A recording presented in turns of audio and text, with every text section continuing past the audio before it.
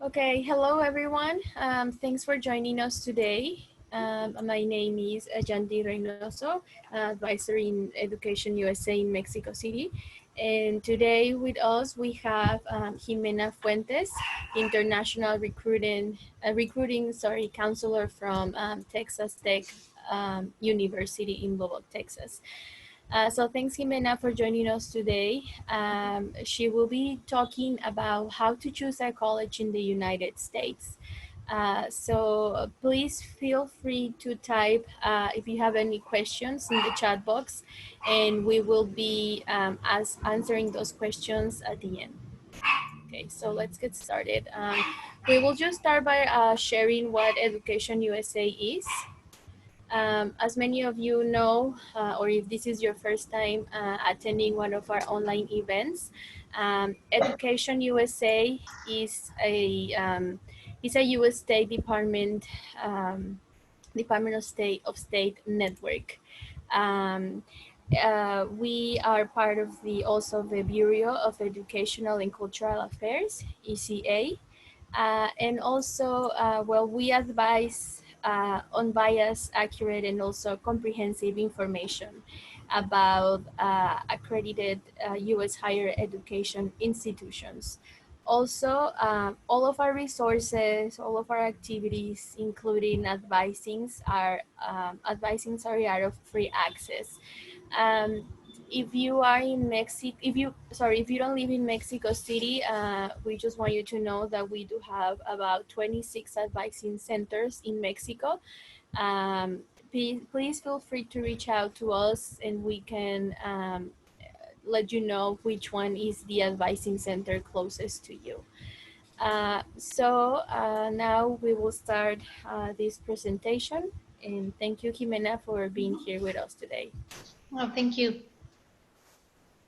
Oh, I'm sorry, I forgot this last slide. Sorry, I'll just add that many of our activities, as I said, they happen in our advising centers. As you know, we currently are working from home, so working remotely. So all of our activities are taking place virtually. Thank you. Okay, there we go.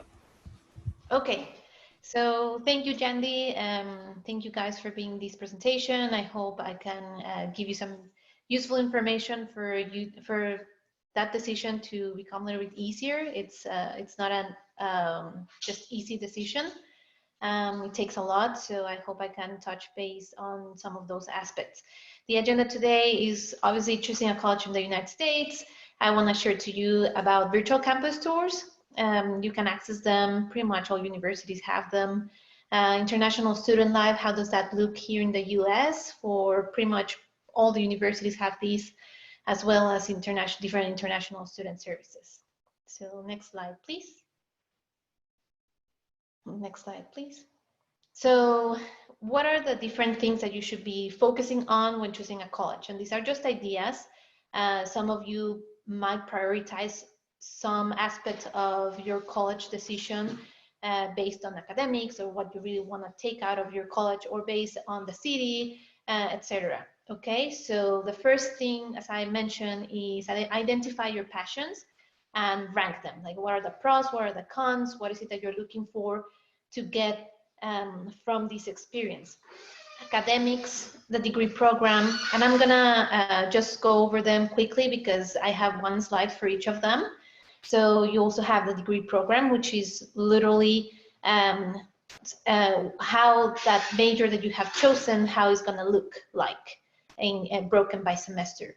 Financial aspects, this is something very important. A lot of international students do rely on the financial aspect of going or of studying abroad, because that's what you will be doing. You're studying abroad when you decide to go to the US to get your higher education. So it's good for you to know scholarships and what are the availability and what are the different types. Application requirements, just general information on what you will need in order to apply. And these are just information that will be common among all of the universities. Diversity and location, campus size.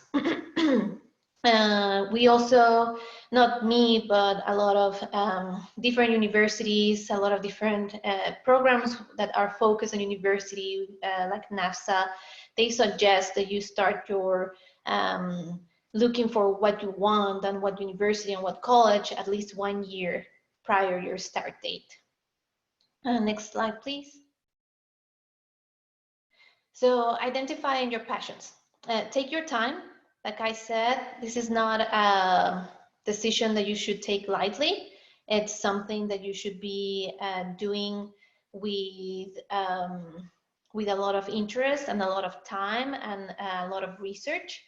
Do not procrastinate. So procrastinate is when you're just leaving it the last minute. And I'm sure you guys know your high school students, or you're probably even college students already, that you could transfer as well. That could be an option, but when you leave things the last minute, usually it doesn't work out as best. So we really encourage everyone to do it ahead of time. Take your campus tours. If you have the opportunity to actually take a in-person campus tour, that's very highly suggested. It's fun and you're going to be able to experience it, but a lot of times we understand, and the universities, that's why we do these, right? You can access those virtual campus tours and you can still see everything just virtually. I'm sure we're all familiar with virtual world right now in this situation. Ask questions. I am an international recruiter. So every university has their own international recruiter and their own admissions teams. So that's pretty much what we have to do, what we do. Yeah, we answer questions and don't feel shy, or don't think that, oh, I'm asking a lot of questions, they're gonna get tired. No, that's what we are here for as recruiters, to help you with every single question that you might have about campus, because like I said, it's an important decision. This is pretty much for the rest of your life. Like I mentioned before, find your pros and cons, what is good and what is not so good, and if those pros beat those cons of, like, okay, well, this is something that I this is a deal breaker or not. Next slide, please. Academics and degree programs. First, well, you have to identify your major. What do you want to study? If it's business, if it's engineering. Here in the US, we have, like, how we name it is by college. So you're gonna decide to go into the College of Engineering, or the College of Architecture, or the College of Liberal Arts, excuse me, and all of them cover different majors, right? So you need to identify what you want to study. Excuse me, sorry about that. Another thing is, if you don't know what you want to study, if you don't know your major, you can also go like in general studies. A lot of the times, international students, to be honest, they already know what they want. So that shouldn't be a problem. But if it is, you can always go to general studies and from there make a decision depending on what you are liking more whenever you start that program. Another thing to mention, here in the US, the majority of your college experience, your freshman year specifically, is going to be very generic. You're going to have English classes, you're going to have history classes, and all of this is to make sure they're preparing you the overall, but eventually you're going to move into your classes that are specific for your major. Like, let's say you choose business, then you're going to have classes in marketing, you're going to have classes in accounting, you're going to have classes in finance. And as you progress and move forward, then you're going to have classes based on, if what you selected was marketing, then you're going to have consumer behavior classes because of marketing. Stuff like that. So those are things that you can look for already at the university level, and you can request those degree programs. They're going to be very general, but at least going to give you an idea of what different classes you will be taking. That's what we mean with degree program. Saying check the course content, that's the same thing I'm talking about. Institutional rankings, a lot of students do pay attention and want to know what ranking the university has based on the program. Keep in mind that a lot of times a university could be outstanding, but their program of engineering might not be as good. But there's other universities that could be, could change slide, please, Jandy. Okay, so another step, financial aspect. This is a very important aspect from you choosing your university. You need to compare financial aid awards, and what I mean with these awards are scholarships. So what are the different scholarships that the university offers? Are these scholarships based on merit, based on need? Are they competitive? So you just need to research and make sure you are gathering the information to make your decision and go to college, right? A lot of the times, international students, that's what they're looking for. To be able to get a scholarship, and that's important. So you need to research the cost of attendance. Pretty much all universities have that information on their website, and if not, you can request it to your recruiter or your admissions team, whoever you're in communication with. You can research that, but everything really is online, so you can just go and look like what's the cost of attendance, what's going to be the tuition and fees. Health insurance is something that regardless, every student, international or domestic, they need to have health insurance. So in this case, you as an international student, that's going to be an aspect that you cannot really skip. You're going to have health insurance. Living expenses, how much does it cost to live on campus? How much is it to live off campus? Can I live on campus or off campus? A lot of the times for freshman students, which is the first year students when you start as a high school graduate, you're going to be required to live on campus at least the first year. That's common, but not all the time. So we'll just have to check with the university what are the criteria and what is it that you can do or not. Transportation as well. Campuses around the US have transportation included. There's like a bus system. They have applications that you can see at what time it's going to stop in certain places. The majority of the times campuses are not that large, and if they are, you're just going to be walking around a lot, which is not bad. Or you could also have a car. Same, it's common with international students that you see them not having a car, and that's just something common. But the transportation is usually included, but that's another thing that you would like to check when you choose a university, if it's going to be as easy or not to get to classes. Travel expenses, how much it really costs to get to the college that I want, right? Because you need to consider flight expenses, you need to consider if you're going to stay there, arrive there a couple of days earlier, and if you can already move into your apartment or move into the campus dorms. Those are questions, important questions to ask yourself. And then books. Of course, you can always rent them. The university libraries have them as well, so you can always just get them from the library, but I recommend like doing that ahead of time, to make sure you get your books, or if not, like you can find them online. Saying review the scholarships criteria, because this is going to be important. It's going to affect how the financial aspect will look. Be proactive and pay attention to deadlines. A lot of the times universities like to see that a student is making sure that they're applying ahead of time. So just keep that in mind. Like I said, don't procrastinate. Also, all the universities are going to keep looking at your information afterwards if you have not meet that deadline. But sometimes for scholarship consideration, if you don't meet that deadline, then you're not going to be considered. So keep that in mind.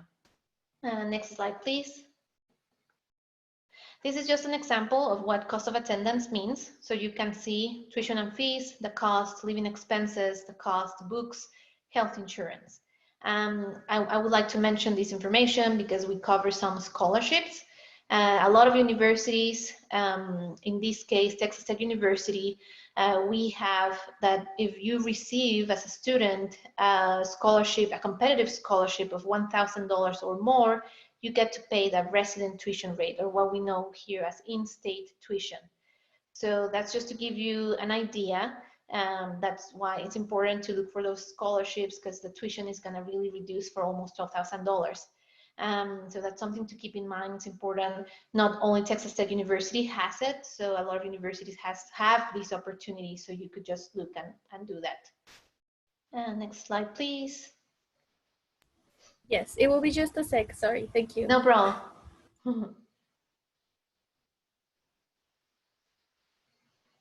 For those that are here, thanks for staying, and hopefully we don't get any other interruption. It's crazy how things are now, but we're all learning, right, from every situation.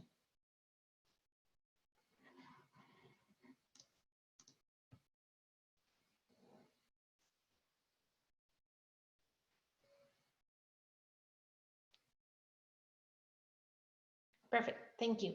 So application requirements, what do we mean with this? It's depending on how you're applying. If you're applying as a freshman student, or as a transfer student. So keep in mind that there's opportunity for transfer students. If you start your college in Mexico or any other place, if you have collegiate credit hours, you could transfer to a US institution.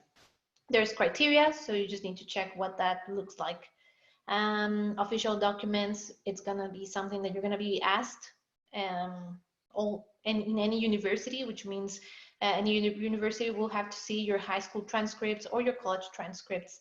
You need to prove English proficiency, and this is based on different tests, as well as deadlines. Like I mentioned, I already covered deadlines, so make sure you are applying and following those deadlines. And application fees, there's going to be a lot of the times application fees in different applications and universities, and depending on the system. Right now I'm showing Apply Texas and Common App. These are the most common ones. I added Apply Texas because it's the one that the state of Texas uses, but you could actually find some universities use multiple of them. Next slide, please. Diversity and location and setting.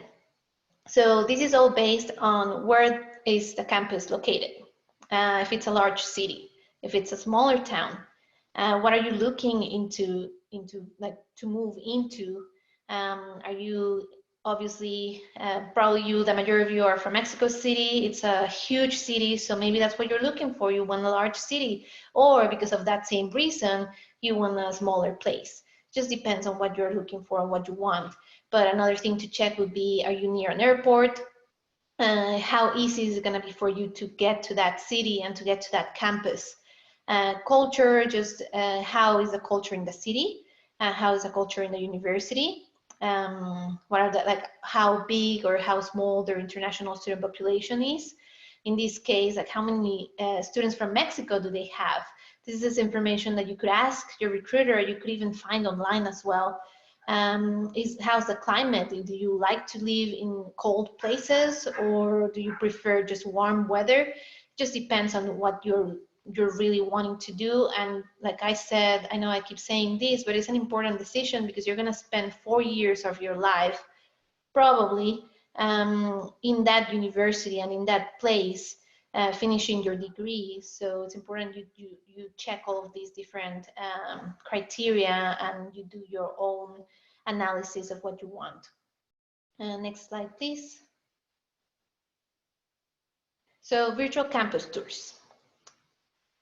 How to look for a virtual campus tour? Really, it's as easy as using your favorite search engine tool. This means Google or Bing. Like really, everybody uses Google. So I'm just gonna say Google, but you can type the name of the university and literally type virtual campus tours, and you should be able to find them and click on them. A lot of the times they have people online manning those virtual campus tours, so you will be able to talk to someone in person to ask them, like, where's the College of Liberal Arts, where's the College of Business, how do I get where are the different restaurants. A lot of times they have very interactive campus tours that you just type restaurants when you are inside that system and that website, and you can see the different restaurants that are around campus or inside campus. So it's actually a lot of fun. And this is all in case that you can't do the actual campus tour in person. This is a great tool that you can use, and pretty much every university has these virtual campus tours, and you can do it at your own pace. And you're going to see cool pictures. And if you could go to the next slide, Jen, please. These are just some examples. The bottom left, you can see how it says Research and Learning Center, and it has like little bubbles that pop out. It's a lot of fun. If you keep scrolling to different places, you're going to be able to see more buildings and what are those buildings for, if it's a grad student building or undergrad, and what's available there. So sometimes it could be videos, so you will be able to see a video as well.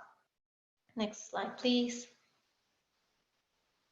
So international student life, what could you expect from moving into the US and making your decision? And this is like a lot of fun. So a lot of universities offer temporary stay.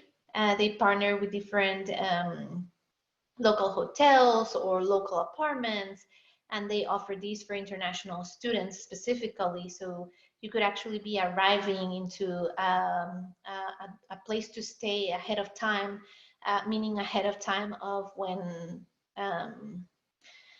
dorms are open, or wherever the apartment complex you found, you're able to move in. For international students, it's not as easy because you have to plan your trip, you have to make sure you have everything aligned. So, and sometimes that doesn't really work. But that's why universities have these temporary stay. It has a cost, or a lot of the times it has a cost, but it really is 10 to 15% of what you would be paying if you're staying in a regular hotel. Airport pickup. Airport pickup, that's actually free. A lot of universities go and pick up their international students. There's probably going to be a form that you need to fill out for that, but it's not hard, it's easy. And a lot of the times, once you have gotten to this point of learning about different resources, you have already been in communication with a lot of different people from the admissions team and recruiting team that are being able to help you with these questions, and as well like with some international student coordinators that can help you, and you'll just start seeing this information a lot more. But you get to this point when you have been admitted and when you have gone through all that process that comes before that. Grocery run, universities are doing this. They take their international students to the nearest Walmart or nearest grocery store, and to help you with gathering your necessities. Like, is there something you're missing that you didn't bring? Because obviously, as I was an international student, so as an international student, you're not bringing everything with you. So there's a lot of times that you need stuff, and these type of services are very, very beneficial. You can just take advantage of those and go get what you need. International student groups, every university has their groups, domestic or international. A lot of the times they intermingle. So you're gonna be able to find your own international student group. It could be like, for example, here at TTU, we have our student group from Mexico, and it's all students from Mexico who connect, and they do their things together, and or they even study together, and they go to different events together. So there's just a lot of different options for that. Next slide, please. Services. So these are just services that you're gonna see across the line. Universities have these, really pretty much all of them. You're gonna have a student health center if anything happens. And I shouldn't say all the time, but I'm pretty sure it's a majority of the time this is included with your tuition and fees. I'm just talking about my perspective. It was included in the different experience that I have had with different universities in the US. So you're going to have that student health center, urgent care, or any necessities for medical condition or medical services, you're going to be able to find it. Recreation center, this is just a gym. It's a workout place. You can go work out at your own pace or work out with join classes. It's a lot of fun. They have all the equipment is included, so that's as well included with tuition and fees. Financial planning, you're going to have services to be able to learn how to manage your money, how to manage budget, how to maximize it, and even they can help you to how to find a job. So that's another opportunity. International students are able to work here. There's rules and restrictions, but you are able to work here in the US if that's what you're looking for. Next slide, please. Writing Center, I actually took advantage of this service when I was a student. English wasn't my first language, isn't my first language, so I was going to the Writing Center a lot, and they really help you with your essays, with tests, with even giving a speech. I know it's not writing, but they help you with those things. They help you learn like different citations, like APA, MLA, and they review your information before you even bring it to your professor. They don't do it for you, but like that shouldn't be any case, right? But they will help you a lot and give you the tools that you need in order to make sure you're being successful with writing in a different language. Career Center, this is a service as well that you will have in the universities. They will help you to create a resume, to do mock interviews. They will show you how to dress for your interviews, and they really help you prepare for when you get to that point of finishing your career and trying to look and find jobs. Transportation, like I said, all universities have transportation. They have their campus system, like I said as well. They have their application apps, so you can find them there. And also they have other services that you're familiar with. I'm sure Uber, Lyft, or taxi services that you can find in any city. Safety, 24/7. There's protection. There is something called or known as blue lights. You click on them, and the police will be there in seconds. So campuses are very safe, and they're trying to do it even more to keep every student safe and feeling well whenever you're walking, and being on campus. Next slide, please. I think that's it. Yeah. So thank you very much for those who stayed. If you have any questions, I let Yandy, she was going to check if there were any questions I can help. Yes, thank you so much, Ximena. Make sure if you have any other questions, feel free to type them in the chat box. I don't see right now any questions. Let me see.